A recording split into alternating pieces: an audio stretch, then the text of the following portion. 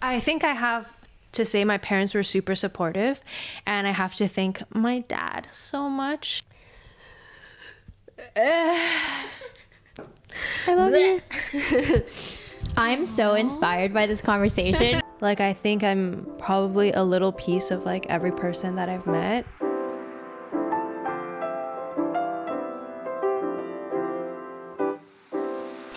Welcome back to Voice Hugs. This episode is a special one as it is our first time we're having a friend on the show. We're delighted to be joined by one of our dearest, sweetest, and gentlest friends, Leah Wei, also known as Leah's Field Notes to her community of almost 1 million subscribers on YouTube. Wise beyond her years with such a genuine curiosity and zest for life, Leah documents her adventures and life learnings online, from cozying up at home to traveling around the world and even living on a boat, as well as digging up potatoes in the English countryside. In today's episode, we dive into Leah's many big life decisions that led her to where she is today, from going to art school after having her mind set on business throughout high school to deciding to start YouTube. We also chat about how she's improved her relationship with her parents over time and the ways she's able to come back to her truest self time and again to make said big decisions amongst the craziness of simply existing and the chaos that comes with the world of content creation. We hope you enjoyed this episode as much as we enjoyed having this conversation. This is also an episode we'd recommend watching on video. Without further ado, here is our conversation with Leah. Welcome to the potty. Thank you for having me on the potty. Of course. So Leah is one of the sweetest, gentlest, sunshine of a human that I've ever met. The most caring, nurturing, sweet. One more word. I was telling Ro that I wish I had a miniature version of you that I can just keep in my pocket and take with me everywhere. Oh my God, you guys are too sweet. So she is clearly one of our favorite humans for many different reasons. Oh my God. And Guys. although words just escape me, I would first like to ask you, how are you who you are? How can we be more like you? Oh my gosh. So generous with your compliments. Oh. Such a girl's girl. Such a cheerleader of humans and friends. Okay, I think you guys are just gassing me up like way too much right now. No, but really, actually. Wow. Those who know you all feel this way. Okay. I don't know. I'm kind of speechless. I've never been so rizzed up in my life. I don't know what to say. I'm blushing. I'm so honored. We're honored. We're so honored to have you here today. Thank you. Like, starts crying the first minute into your podcast. I'm quite literally speechless. Let's go back to your childhood then. Why am I who I am? I don't know. My parents? Her whole face is twitching. Okay, we're gonna answer the first I'm question. like, I feel like I have imposter syndrome. I'm like, am I these things? Okay, let's explore that. Have you historically had difficulties accepting love and compliments? Like, I'm just kidding. We can ask you another question. She's like, wait, I'm like, this was not on the question No, list. I'm like, I don't think so. But I think because I also view you so highly, and I think you're like one of my role models, like one of the friends that I have that I really look up to, not only because you're just more experienced in life, and I have so much to learn from you in terms of the path that you've walked, your relationships. Like, you've really inspired and helped me reimagine what a loving partnership looks like and how to get there. So I think when you give me those compliments, I actually don't know what to say. Like, I think it hits me so deeply. So that's why I just feel so shy. I'm like, is my crush talking to me? Did my crush just start complimenting me? Like, 3 girls crushing on each other. I know. I was telling Leah, I just met Leah today, a few hours ago, and Leah was telling me that you guys had only hung out a handful of times. But when I was like watching your YouTube videos and getting to know you through your content, I felt like from an outsider looking in, there's definitely like a soul connection between the two of you. Like there's a lot of similarities and I instantly felt it. So it totally makes sense what you're sharing right now about how you feel like Ro is a role model to you, but she's lived a little bit more of her life than you. Yeah. Just older. That's all. Just That's older. it. She's older, wiser, stronger, faster. And also, I was rooming with your cousin, and when we were talking last night, he said the same thing to me. He's like, after talking to you for a bit, like, you are really similar to me. I feel that way too. Oh, thank you. Yeah. So on my way here, I was so excited to meet you today. There are just so many questions that I have for you. But usually when I meet someone, one of my favorite questions to ask is, I like to get to know them and their childhood and what that was like. So I'm curious to see what were some unique things about your childhood that stands out to you? Yeah, that comes to mind. I think I moved around a lot, actually. I was born in Shenzhen in the south of China. And then when I was 3, we immigrated to Vancouver. And there I went to like 6 different elementary schools. I think I've been to like 3 different daycares prior to school starting. And then when I was around 10, we moved to Ontario, like outside of Toronto. I think that's always made me feel pretty comfortable going into new environments because switching schools, I'm like making new friends every single year. So I think meeting new people and creating home in different places is something that's like a unique part of my childhood experience that I think is still really resonant to my adult experience. Yeah, that makes a lot of sense with the type of content that you put out and the ability to move to all of these different places and really create home, as you said. Like Leah travels all over the world. She does woofing, homestays. It's funny because a lot of times people will think that I'm super spontaneous, super adventurous. Because you look that way online. Yes.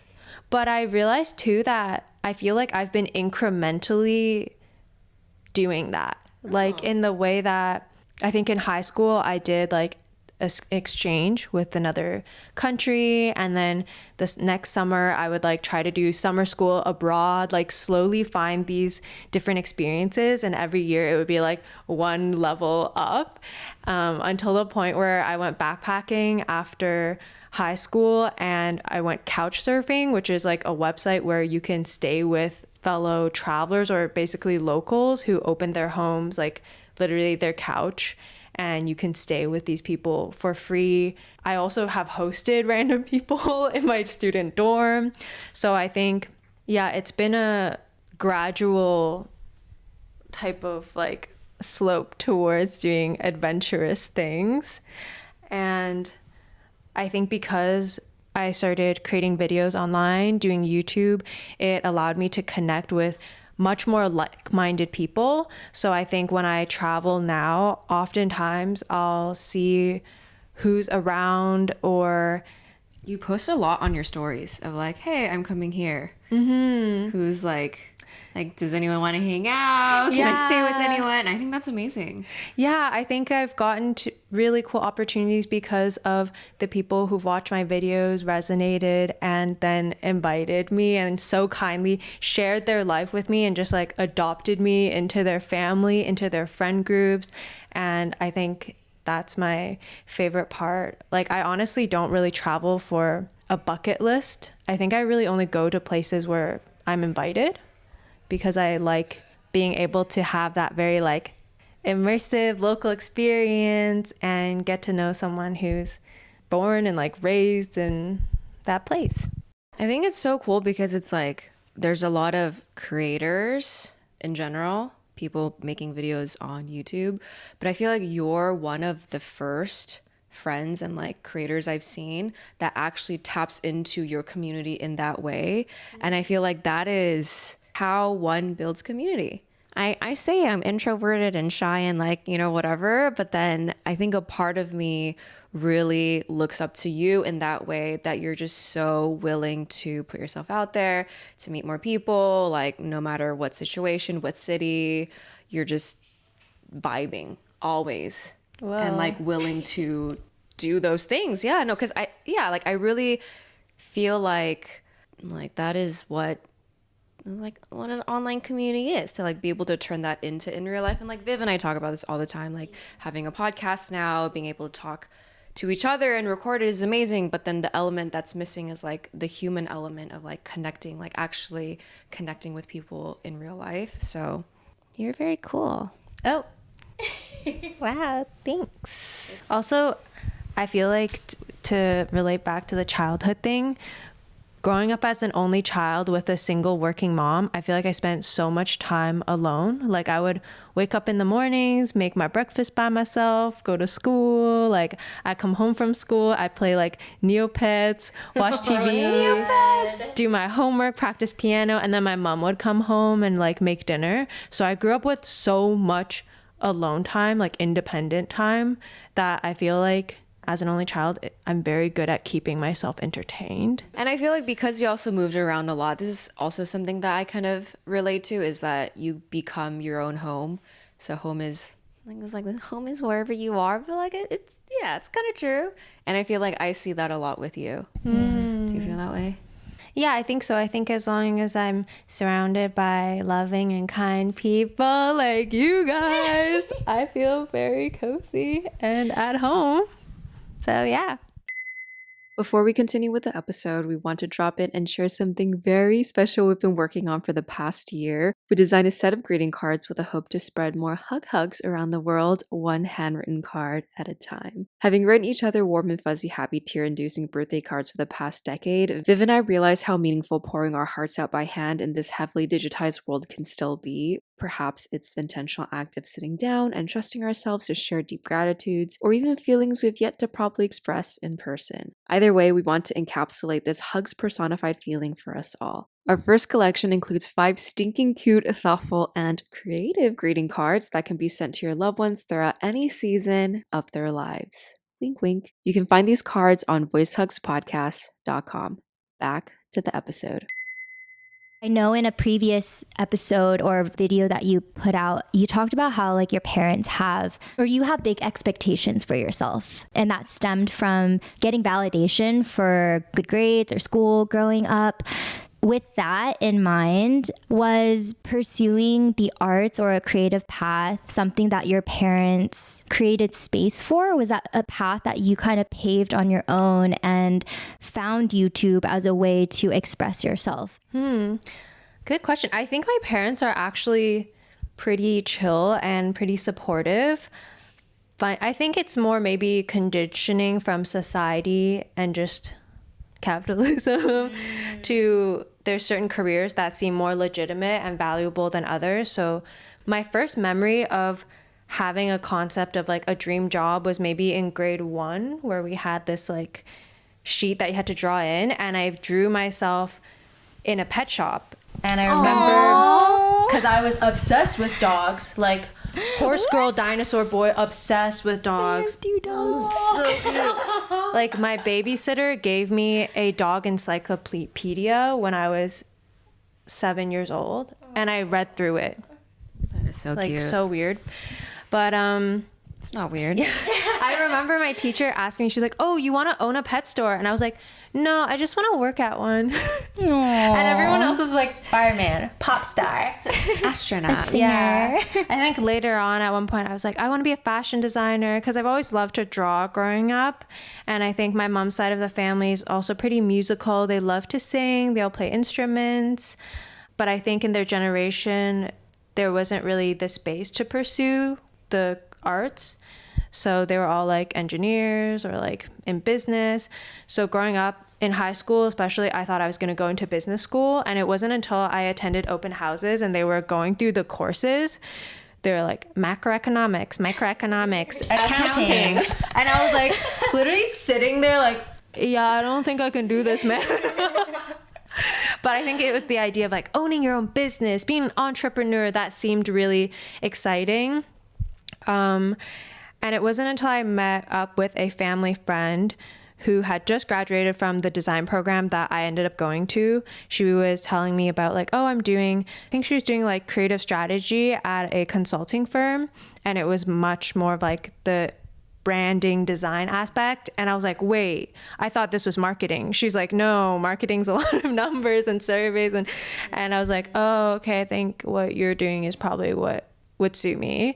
So then I kind of on a whim applied to graphic design school, but I was so confused. I applied to like a bunch of business schools. I even applied for computer science.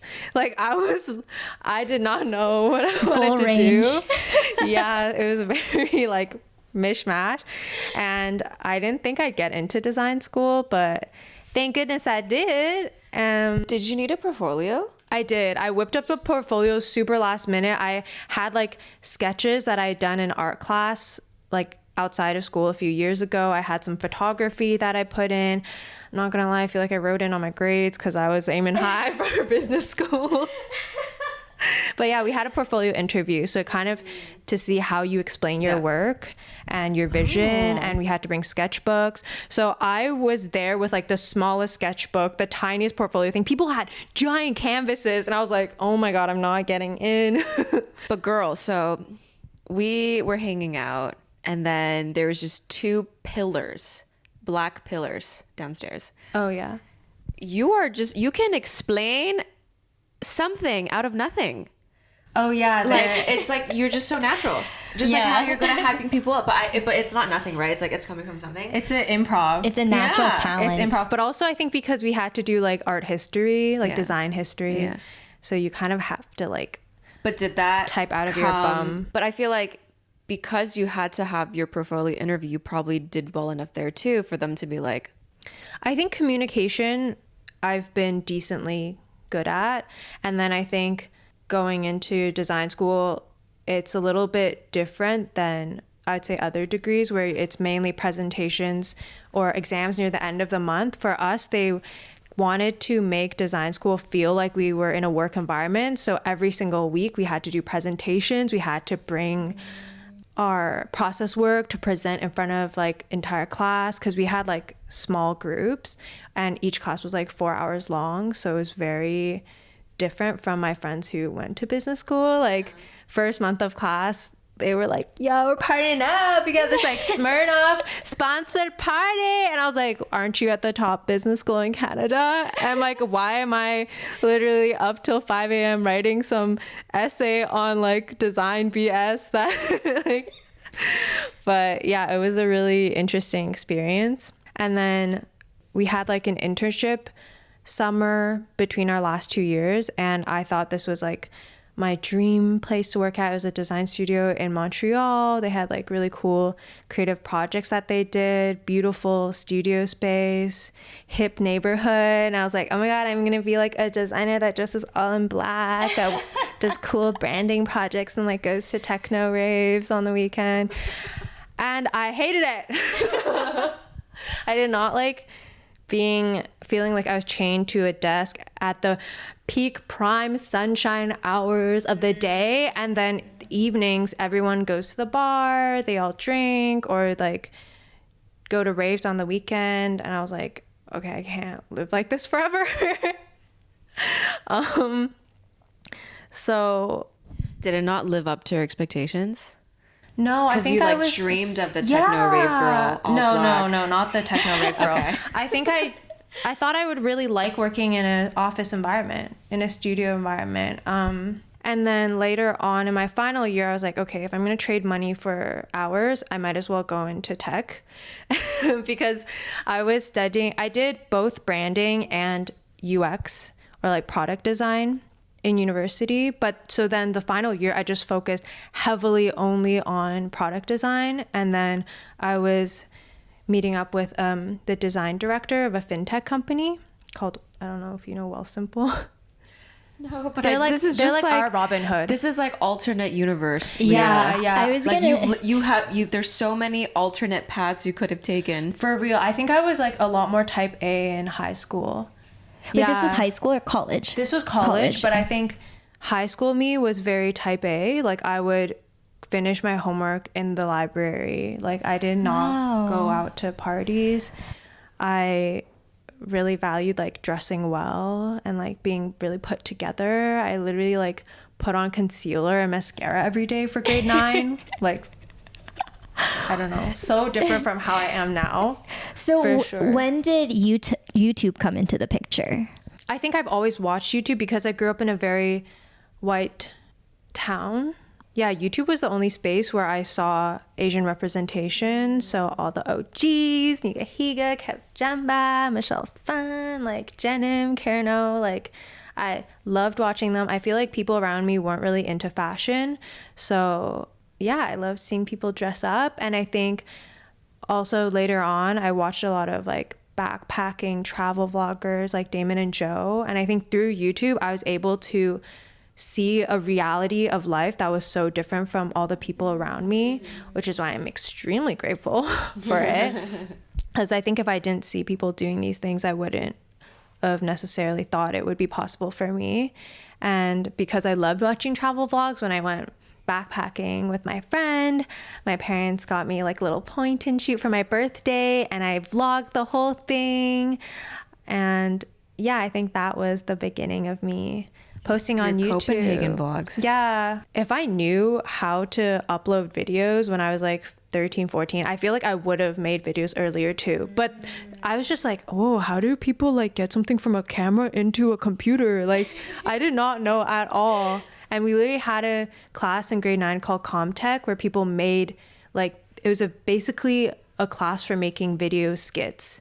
And I didn't take it because I was like, that's a fake class. I'm not going to make money being like learning that. What is that? I'm going to business school. This is irrelevant. Yeah, I'm like, okay, losers. This is so crazy. Okay, I didn't say that. I didn't actually think like that. But yeah, I was very focused. I was like, my sciences, my maths, my business. What's so crazy is it sounds like you were in a little bubble and you saw people on YouTube living a life that you didn't know was possible. What's crazy to me is I feel like so many people feel that way, and now they see you and they watch your YouTube videos. They see you traveling the world and living the life that you've chosen to live, and they get the same feeling. So I know that's how I felt. That's how I feel too. Yeah, so it's like really cool to know that you had this previous life that Rose seems to not really even know about.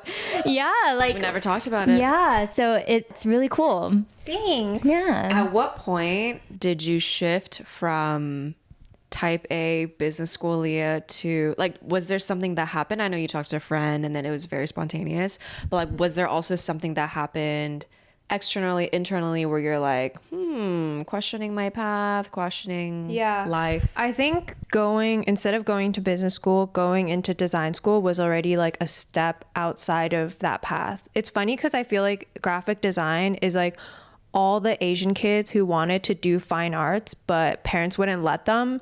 So graphic design is like the most employable program. It's right in the middle.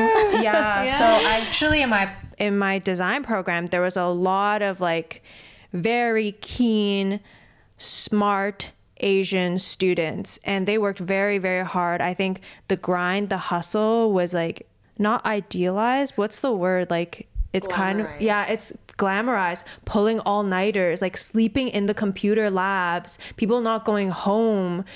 Yeah, like it was a kind of an intense work culture. And I think because design isn't something where you hand in your essay and you can piece out, it's like you present your work in front of everyone. People critique you. They will like tear it apart. Some people cry. I think I would cry. I would for sure cry. Yeah. When you talked about critique sessions in your videos, I was like, what? You do this in front of other people and then they tell you what they don't like about it? It's like, it's so personal. Yeah. I don't know, man. I feel like coming out of that program, I came in very confident because I was like, I took a lot of classes where, getting an A+ on a math test is just, you get the answers right and it's good. Yeah, but then in design school, you're like fighting this old teacher with a style that you don't align with, and he's like roasting your design. Meanwhile, in your mind, you're like roasting their designs, be like, you're so freaking outdated. Like, so yeah, it was an interesting experience. Well, actually, my first 2 years before I went on exchange, I think I was very pliable to the style or what teachers wanted. And then because I did an exchange in Germany at the Bauhaus, which is very like, they're very pivotal in like the design movement. So I think their thinking is super like outside of the box.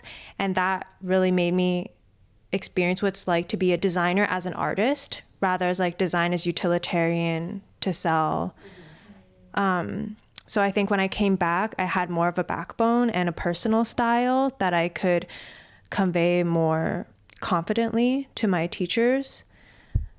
But I didn't think about doing YouTube full time until I graduated. It was 2020, like beginning of the pandemic. It canceled my graduation show and everything. I think I was feeling super lost at that point because the final year, everyone around me, because I was more focused in product design, gunning for, I don't know, Shopify, Google, Facebook, like, I don't know, all the good SF goodies. And I think there were teachers who were so supportive of me. They would be like, oh, I know someone who works there. I'm going to send in you as like, I'm going to reference you. And when I would get emails for like these internships or job positions referenced from these companies, instead of delight and joy, I would feel anxiety. I felt so tense in my body.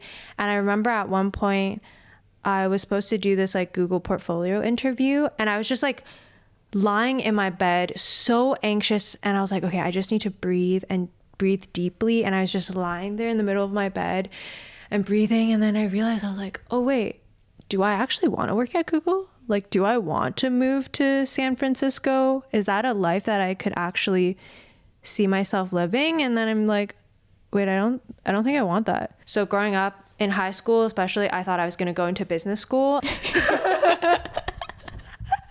I think I just texted them. I was like, yeah, sorry, I can't make it. But if it weren't for COVID canceling my grad show, which is kind of the time where like different agencies and studios like come and give you their business cards and all that, because I was suddenly isolated from all of my peers, I think I wasn't affected by the energy of others anymore. Because I think I can get easily like hyped up by what's around me, and I have to have time to rest and be by myself in order to realize like what is it that I truly want. So in a way, being like locked up in my own room for a few months was like a blessing in disguise. And I think it made me realize, since I had some friends who had gone a more like traditional route with school, but maybe decided to pursue their passion and do some type of like part-time minimum wage job on the side, that I was like, okay, you know what? I think I would actually prefer that than having a full-time job with like a really comfortable salary. Because if I have all this money, but I don't have the time to use it, since realistically, I don't think I have the energy levels of some people where they can like do another whole creative thing outside of their work. Like, it's actually so amazing. Even like student college YouTubers, I'm like, I have no idea how people do that. I tried to film one vlog during school and I was like so overwhelmed. Yeah, so I think maybe I can try doing YouTube and making it a thing. And I think there was a YouTuber I watched who posted, like, shared all of their rates super transparently. And I was like, wait, YouTubers can make like just as much as someone who does a full-time job? That's crazy. And then I had already grown a small audience from the videos I was like posting for fun here and there during summers or during school. Boyfriend does my makeup. Like that? Yeah. I did an ABG transformation. B-roll. Yeah. B-roll plays. I love how you just paused for a second. Your brain was like processing. You're like, yes. Yeah. So I had a friend, my friend Mary Chen, who is a very talented photographer and creative director. I think she was the one who kind of paved the path a little bit before me. She graduated the year before. She studied advertising, but then decided to work part-time to pursue her photography. And photography is so challenging and requires so much dedication to put together all these shoots, to plan for the stylist, hair and makeup, just all the equipment that they have to lug around. And seeing her take the time on all her weekends to pull these beautiful shoots together just absolutely blew my mind. And I think if it were not for her and the other people who have like supported me creating videos, I probably would not have done YouTube full time, because she was the one who's like, maybe you should just try YouTube. I remember having a conversation with her in my student co-op backyard, and I was like, man, I feel like I'm not good at anything. Like, you're so good at photography and everyone knows you're great at photography, but I feel like I don't have my thing. And she's like, well, I only started having my thing because I was just doing photography so much. And it's only because I started putting things out there that people could give me their feedback and then become seen as a photographer. And I was like, oh, damn, I wonder what that will be. Like, I wonder what that I could be. And she's like, well, you made some videos. Like, why don't you make more videos? And I was like, yeah, I don't know. Like, I don't think that's like a legitimate thing to do. I think it's like just for fun. Google or making videos online. Yeah. So I think her encouragement and realizing that, oh, you can make a sustainable living through videos made me commit to okay, let's try making weekly videos, because I've only ever done it like a few times in the summer, here and there, just for fun. Like, let me actually really like commit to it. So I think starting in July 2020, I started making weekly videos and trying a bunch of different things, because I was learning French at the time, preparing to move to Montreal. When I moved there, I started making some like outfit videos as well, just trying a bunch of different things. And it was the panini, so there's nothing else to do. Plus, at one point, Montreal had like an 7 p.m. curfew, so you couldn't even leave the house. Yeah, I feel like making videos and like engaging with people in the comments honestly kept me sane. As much as people who like, I got a lot of messages from people who are like, wow, your videos are really helping me get out of the slump and feel better during these hard times. I think everyone who was a part of this like online community was helping me just as much. I think what's so cool about your transition from what you were studying to how YouTube came about, like we talk about this a lot in Voice Hugs, where that voice in your head is so powerful, but a lot of times you have to ask yourself, where does that voice come from? And sometimes it's your environment, sometimes it's what other students are doing at the school around you. And I think in your case, having the pandemic force you to kind of be alone and to ask yourself these questions, that allowed for you to answer them in a more authentic way and guide your path to where you are today. And I think even the example you shared about your photographer friend, one person can make such a huge difference in your life. And so the things that you say to people, the way that you encourage others to go for what they're good at, and just identifying strengths for someone else, it's so powerful and it can make the biggest difference. And that was like really what stuck out to me when you were sharing that story. And I just feel like it's so important for all of us to remember the power of your voice for yourself, and then also when you talk to other people too, and how you encourage them, how you support them and lift them and gas each other up. Right? I could not agree any more than that. Yeah, I think looking at life, I'm like, I would not be here where I am without the help and support of so many people, of friends, of past partners. Like, literally, I learned how to edit through a partner who had learned just to show me. Aww. Like back when I was in high school. And I think he was so encouraging of me making videos and being a part of them. Yeah, I probably wouldn't have started if it weren't for him too, you know? I think it's so important to have people in your life who can kind of egg you on. Sometimes you just need a little push, just a little pat on the butt, and then to get you started, honestly. There were so many, like, as you were talking, like, so many things came up because have you talked about this online? Your past and like the journey you went on before YouTube? I'm not gonna lie, I stalked you like hardcore before this, and I did not get that at all. I think only bits and pieces, maybe. I think I did a podcast on my entire design school experience. And I actually made a video. I just like brain dumped while I was in Montreal in the middle of my internship, where I was like questioning graphic design, whether I wanted to do this career. I was like, my job is just to make things pretty so people will buy them. And I was like, I don't even get to really engage with the customers. I wasn't really like engaging that much with the client either, since it would be kind of the creative directors who did that. So yeah, I think there's like bits and pieces of things collected throughout my channel, but it's never been so in depth talked about in this way. Yeah, and I think as we're talking about it too, it's like easy to just like, it's not easy, but like the way you say it, it's pretty effortless. Like, oh, you know, I was here in high school, I was more type A, and a friend came along, and then, you know, she helped open my eyes that I could go to design school. And then, you know, it sounds like everything just flowed. But I think one question that Viv and I both love is, did you go through any specific thought processes, or like how did you mentally overcome or come to a lot of these realizations, or I guess decisions, because they're huge, to be like, I'm going to go to business school for all 4 years of high school and getting amazing grades because probably straight A's, right? I don't know. Right? Yeah, straight A's. From doing that to be like, oh, I'm going to go to design school. Like that is a pretty big departure. And then, you know what? I think I have to say my parents were super supportive, and I have to thank my dad so much. I feel like if I just talk about him, I'll cry because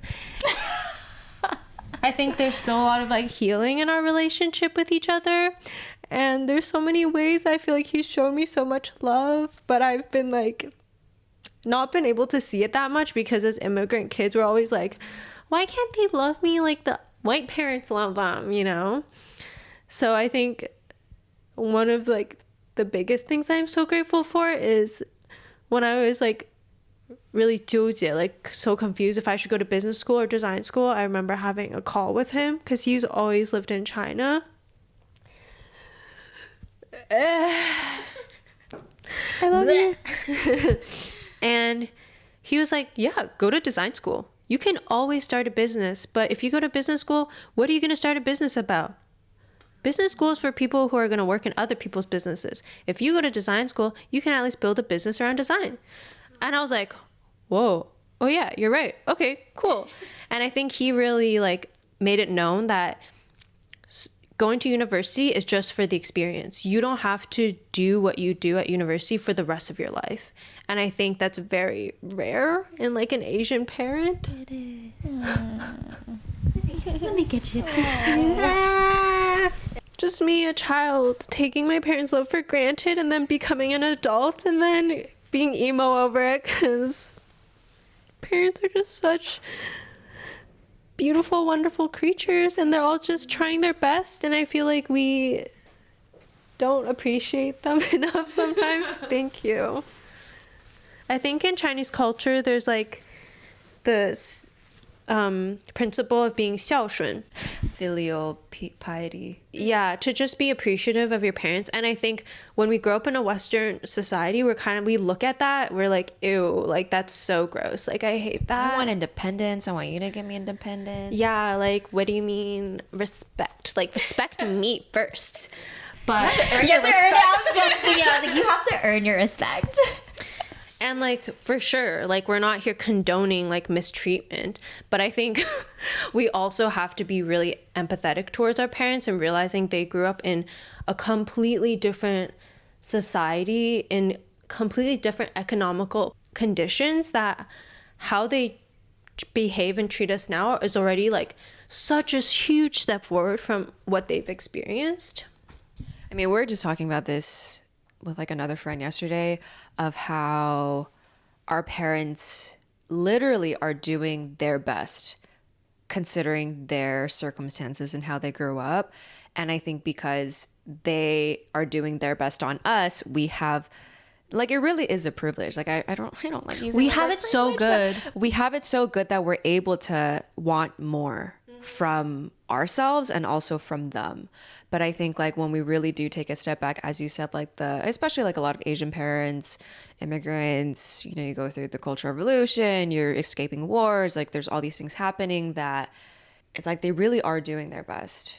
But sometimes, especially when you're young, you're just like, it's not good enough. Yeah, we hold a lot of resentment, and yeah, I think that's why I feel like emotional right now. I think a lot of times it's tough because we have a certain awareness to our experience and the experience that we're having with our parents, and we can understand on some level where they're coming from and their background. And at the same time, because of that initial awareness, it's about holding that space for yourself to process that grief or maybe resentment, whatever you experienced. It's hard to do that simultaneously, knowing that your parents tried their best, but you don't feel great, right? Like, there's something about that experience that has not sat well with you. And so I think part of what I resonate with is just as I grow up and as I get to know myself, get to know my experience and what I went through, and then also see my parents in a more objective way. It's how do I find that balance between accepting them and then also honoring my experience and processing all of it so that we can let go and get to a place with our parents. And it's a lot. And I can understand how hard it is. And I think a lot of people can relate. Yeah, I think it's definitely a journey. And I think it's really emotional for me because, like, I feel like our parents are all giving 100% of their love to us. But if we can't see and understand the ways that they're showing their love, we're only receiving 30%, 20%, 40% of the love that they give us. And I think it's only like recently that I'm like learning to open myself up to receive 100% of that love, that I realized like this whole time they were like there loving you, but you just have a different lens on that kind of prevents you from seeing that love fully. And I think talking about these things of like that my dad has done in the past is like with my lens taken off, so it's more emotional for me because I'm like, wow, that was really impactful to my life, and I'm just really grateful, and I feel very loved and very happy. So yeah. Hug. And I'm just like, I cry because I wish I saw that earlier, that they're really trying so hard. But we have very high expectations of our parents, and I think it's hard for them to live up to it. Yeah. Because they are someone we look up to, and we're like, you should have it all together.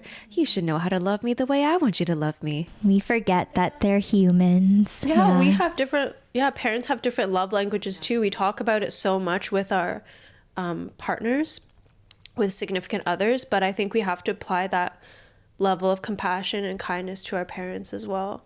Yeah, I think just in general, most Asian parents are acts of service. And like just generalization, right? And like some friends just really need words of encouragement or words of affirmation, and like it'll just never come. But then I think, as you said, it's like learning to see how our parents love us through their way that can help us move forward and heal together. Yeah, and you can also share with your parents how you would like to be loved. Because I think even now I'll tell my mom, I was like, can you just tell me I'm bang sometimes? Like, great. Just once a day. Can you just tell me I'm great? And she's like, what, like after you do something great? I was like, no, like don't do it after I do something good. Like, can you just say it like randomly? Just so I feel like the love that I get isn't because I do well. Yeah. And she's like, oh, okay. And I think that's a better way of communicating needs rather than maybe in the past I would have been like, my mom never gave me compliments and da da da da. And instead just asking for what you need in like a fun, playful way. And I think a lot of times our parents will be like down for that. I'm so inspired by this conversation because I am my parents never gave me what I need right now phase. And it's been a long phase. It's been like a 5-year phase. And so I think like hearing your reflections, it's, you know, we can take baby steps. It might not be 100% of what you really, truly, deeply need from them, but that baby step of having that conversation with your mom and just simply asking, and for her to do that, right? Like, that's a special connection that you're creating now that might be different than the past. Mm-hmm. I think we are here and we get to grow together as like mother and daughter or father and son. Like, we can learn new ways of loving. And I think we can also teach our parents to love in the way that we want to be loved. I have a friend who, when I saw them, I was like, whoa, your mom gives you like so many compliments just like randomly. And he's like, oh yeah, I taught her how to do that. I trained her. I was like, bro, what do you mean? And he's like, yeah, I just randomly compliment her. And now it's just a habit and she does it back to me. Oh, I love that. You know? And then you were just saying when we were talking offline of how on a more recent trip home, when you saw your mom, it was like the first trip where you're like, oh, like I feel less triggered and I like, she's my bestie. And when I wanted to cry when I heard that. Oh, yeah. I think because I've left home to like live in different cities, live abroad or travel for periods of time, every time I come home is like a new reset for how I interact with my mom. And yeah, there's always a phase where we're like, why can't you love me in the way that I want to be loved? And I remember at one point we were like walking and something she said made me feel really triggered and I started crying and she got mad at me in the middle of our walk. And then I was like, there's a moment where I was like, wait, why? Like, she's yelling at someone who's like crying. And then I was like, wait, why would you yell at someone who's crying? She's like, what do you want me to do? And I was like, oh no, like give me a hug. And she just like blanked for a moment. She was like, oh, okay. You want a hug? She's like, come here. And then she just gave me a hug. Aww. And it's like some moments like that where you realize you're like, oh, like my parent actually just never received a hug when they were little and they cried. Like they probably got shamed. They probably got yelled at. Yeah. And they're not even aware of like that it's affecting you. They're like, what? I just did that, you know? Yeah, I think, you know, I hate to say this, but we all live in a society. And there's ways that it shapes us. And the way you said that. I think, you know, being emotional can be seen as a weakness.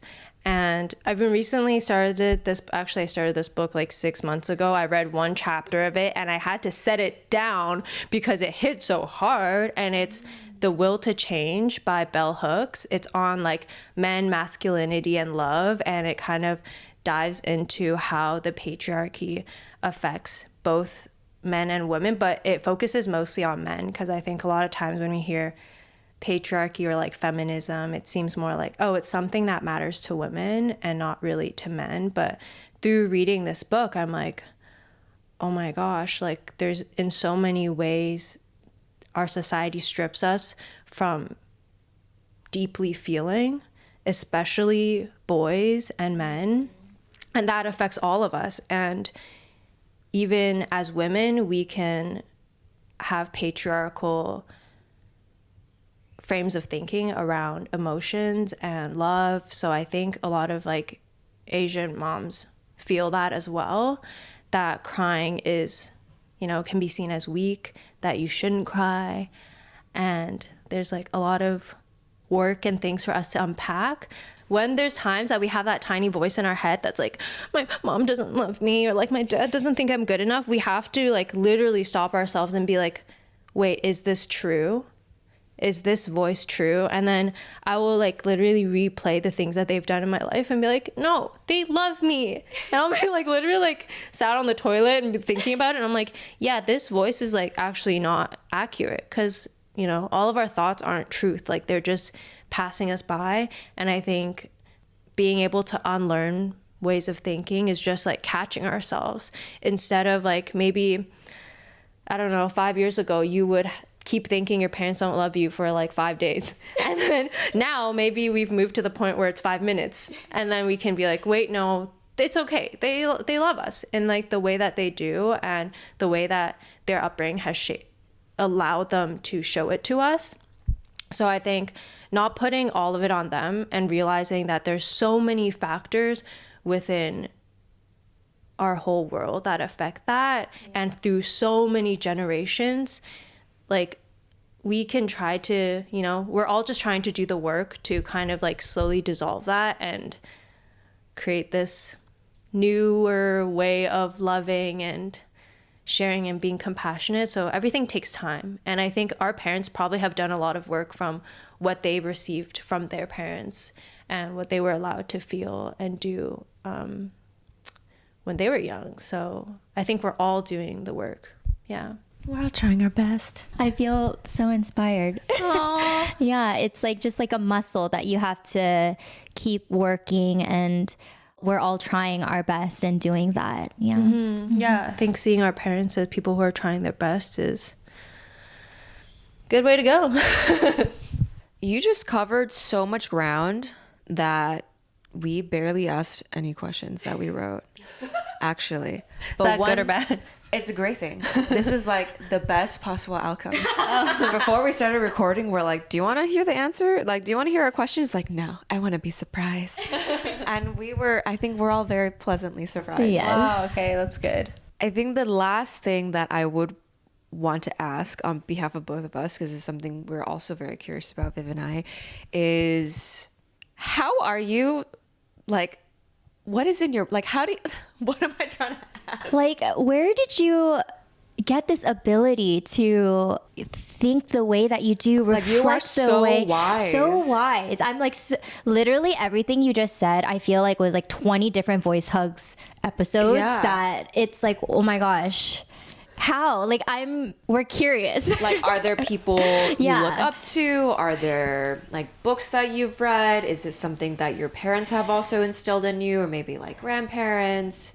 Is your inner voice just so strong and superior? No, I think everyone. Like, I think I'm probably a little piece of like every person that I've met.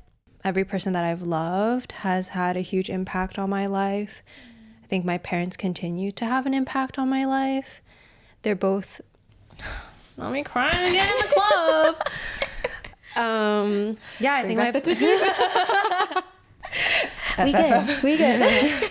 My parents are both really amazing people. I get emotional when I talk about it because I think it's something that I've only really grasped in the past few years. But yeah, they really inspire me in different ways. They both just had very unique childhood experiences. My mom more recently, like I think past 10 years or so, started her own nonprofit organization aimed towards helping new immigrants feel a sense of community, because she had witnessed a really tragic suicide from an only mom who was who had immigrated. Witnessed? No, it was like someone that she knew. But yes, I think it was like a friend of a friend, someone that she knew in the community, like a few cities nearby, had taken her own life. And she was a single mom, new to the country, but felt super isolated. And I think at that time my mom was going through really difficult mental health struggles. So it actually like inspired her to create this nonprofit. And now there's just like so many Chinese seniors and like people our parents' age, and even like young kids studying abroad who are part of this community. It's called Red Leaf Cultural Integration. It's based in Burlington, Ontario. If anyone wants to join her. Yeah, I think seeing both of my parents do something completely different from what they did in the first half of their life is extremely inspiring. And I think they're both really selfless, kind people who love to help others. So 100% that affects me, whether I'm conscious of it or not. And I think the beautiful people that I have in my life, old and new, that I get to meet as well. So yeah, and I think learning, obviously the book that I am reading now is really great. of course, I have to plug doing a 10-day Vipassana meditation because that stuff is Silence retreat. That was so fire, and it's literally all over the world. Dhamma.org, DHAMMA.org. It's donation-based, volunteer-run, 10 days of silent meditation. And yeah, honestly, I didn't meditate at all before that, but I love extreme things. Like if you're like, oh, meditate for an hour, I'd be like, ew, no. And they're like, meditate for 10 days. Yeah. Meditate for 10 hours for 10 days. Oh yeah, I'm ready. Let's go. Turn meditation to an extreme sport, and suddenly I'm like, yes, I'll be there. Yeah. No, I think just a lot of points in my life of reflection. I think I'm in that point right now. Like I'm in a different version of what I went through post-graduation, because I'm at a place right now where I'm like, do I want to do YouTube? Is this something that I continue doing, or is there something else that I'm meant to do? Yeah, so it's when you guys asked to interview me, I was like, I don't know if I'm in the right time in my life, in the right You're the perfect time. Yeah, this is a perfect time. The seasons of life. Yeah. Thank you. I feel so affirmed being here. I wish I could carry both of you in my pockets, one in each pocket. Every time I'm feeling down, get to hear your like words of affirmation. Yes, hugs all around, always. And I think, okay, one last little gasp, because this is just what we do. And we love you. I think it's so easy to, like, we all talk to people, like we all have parents, we all talk to our parents, but for you to be able to take these conversations, internalize them, see the best in them, and allow it to stay with you and help you navigate the different seasons in your life and the different transitions and the different big life changes, I think that is very impressive. Probably what helps you like be who you are today, be as gentle and wise and humble and flexible and amazing as you are. Because yeah, like there's just so many things, like so many questions that we wrote up. Like I've told you this before, like I really look up to you in ways that like when you, like you're very free. You think of something and you don't allow external, societal, peer, whatever affect you as much. I'm sure it does, right? But like, I don't want to be a scam, but like, no, but like you always seem to come back to you, whether it's the content you're creating. If you're not feeling something, you're not going to force yourself to make it. You'd rather stop creating, take time off, and figure out who you are and what you want to create, rather than continue doing something that's not 100% authentically aligned with you. And I think it shows up in your travels too, right? The way that you travel, the content that you create while you're traveling. And it's very admiring. And I think hearing about your mom and dad more in detail, it makes sense why you are who you are today. Because they're both they have such big hearts that, of course, their daughter is going to be amazing. Yeah. Because you have amazing parents. Yeah. I do love them. I think they're really awesome. Yeah. I just think your ability to connect with people, I feel like that's like a huge theme that I got out of this conversation, that not only do you value and truly understand like what's so amazing about truly connecting with someone. Like I think you're the only person that I see on YouTube who actually connects with their subscribers or viewers in real life, and you like have frequency too. The frequency of it, and it's so awesome because I feel like that's it's refreshing. It's like this is what we want to do for the podcast, but it's hard, and I think for you it just seems like it comes so naturally, and I think because there's a lot of value that's placed on it, and it's so special. And I feel like this conversation has been so inspiring for me to kind of reevaluate how I'm approaching things and relationships in my life. Ah, thanks. I mean, I think meeting people is like the best part out of YouTube, because sometimes when you do it as a full-time job, it can be scary when numbers change and you're like, oh my God, what's happening? But then I don't know if this is a good strategy, but I'm like, worst case scenario, what is the worst case scenario? YouTube disappears tomorrow or whatever, like 0 people watch my videos. But then I'm like, oh, I feel like I would have still gotten so much out of this experience from meeting other creators, from meeting people who watch my videos, like nothing can replace the value of the friendships and relationships I've gained from it. So even if I were to never post a video again, or this platform were to never exist, like I'm eternally grateful for what it's brought into my life. Yeah, and I think that's a fun strategy for when you're feeling a little anxious. You're like, what's the worst case scenario? And then you're like, oh, I guess it's not that bad. It's the best business strategy.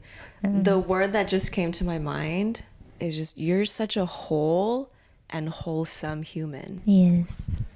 Wow. Like, I was like, I have to say it. Like, it might be a lot, but you are. You really That's are. so crazy. I think I don't know, hearing how you see me versus how I've seen myself, especially the past couple months, I feel like I'm not as confident as I used to be. I doubt myself a lot more. I don't have the same like huzzah to like start things or like film things as I used to. So I think my perception of myself has been going a little bit downhill. And I think, which honestly is normal during transitions, because I feel like you're going through things, right? And then I think like as you're going through things, it's harder to talk as authentically about things like other things, because this is all you're focusing on.